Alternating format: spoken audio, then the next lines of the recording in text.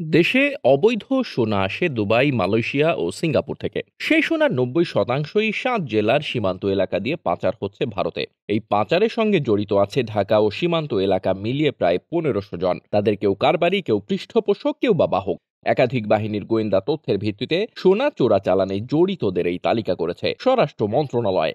সংশ্লিষ্ট সূত্র বলছে, বাংলাদেশ মূলত আন্তর্জাতিক সোনা চোরাচালান চক্রের ট্রানজিট রুট। সোনা পাচারকারীদের চক্র ছড়িয়ে আছে দেশে বিদেশে। সীমান্ত এলাকায়ও আছে পাচার কেন্দ্রিক চক্র।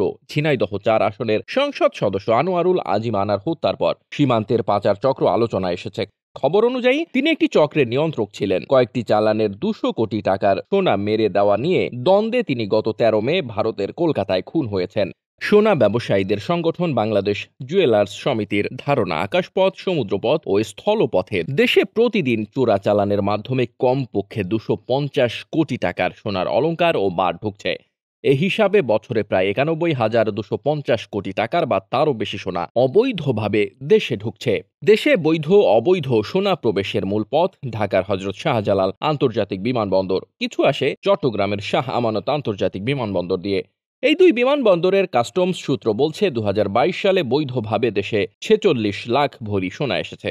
তবে তাদের ধারণা, এ সময় অবৈধভাবে এসেছে প্রায় ৯৮ লাখ ভরি সোনা। গত ১০ বছরে বিমানবন্দরে শুল্ক, গোয়েন্দা ও তদন্ত অধিদপ্তর, আর্মড পুলিশ ব্যাটালিয়ন, পুলিশ এবং বর্ডার গার্ড বাংলাদেশ ২,৫৮৩ কেজি সোনা জব্দ করেছে। বিজিবি তথ্য অনুযায়ী ভারতের সঙ্গে সীমান্ত এলাকায় চোরাই সোনার চালান জব্দের ঘটনা বাড়ছে। গত ৫ বছরে সীমান্ত এলাকায় বিজিবি আটক করেছে ৫৪৫ কেজি সোনা। সংশ্লিষ্ট সূত্র বলছে, বিমানবন্দর ও সীমান্ত এলাকায় যে পরিমাণ সোনা ধরা পড়ছে, পাচার হচ্ছে তার কয়েক গুণ বেশি। বিমানবন্দর থেকে অবৈধ সোনার চালান বের করতে অর্থের বিনিময়ে সহযোগিতা করেন অসাধু কর্মকর্তা কর্মচারীরা। যারা সোনাসহ ধরা পড়েন তারা প্রায় সবাই বাহক। কারবারি ও চক্রের পৃষ্ঠপোষকদের নাম প্রকাশ পায় না। হোতারা ধরা না পড়ায় সোনা চোরা চালানো বন্ধ হয় না। পুলিশ সদর দপ্তর বলছে, সারা দেশে সোনা চোরাচালানের ৬৩১টি মামলার তদন্ত চলছে। এছাড়া সোনা পাচারের গডফাদারদের বিরুদ্ধে ২১টি মানি লন্ডারিং মামলার তদন্ত করছে পুলিশের অপরাধ তদন্ত বিভাগ। তবে বছরের পর বছর পার হলেও এসব মামলার তদন্তে অগ্রগতি কম। সিআইডির প্রধান ও অতিরিক্ত মহাপরিদর্শক মোহাম্মদ আলী বলেন, সোনা চোরাচালানের অধিকাংশ মামলা সিআইডি তদন্ত করছে। সিআইডির কাছে কারবারিদের তালিকা রয়েছে, তাদের বিরুদ্ধে অভিযান চলছে। মাফিয়াদের বিরুদ্ধে মানি লন্ডারিং মামলার তদন্ত চলছে।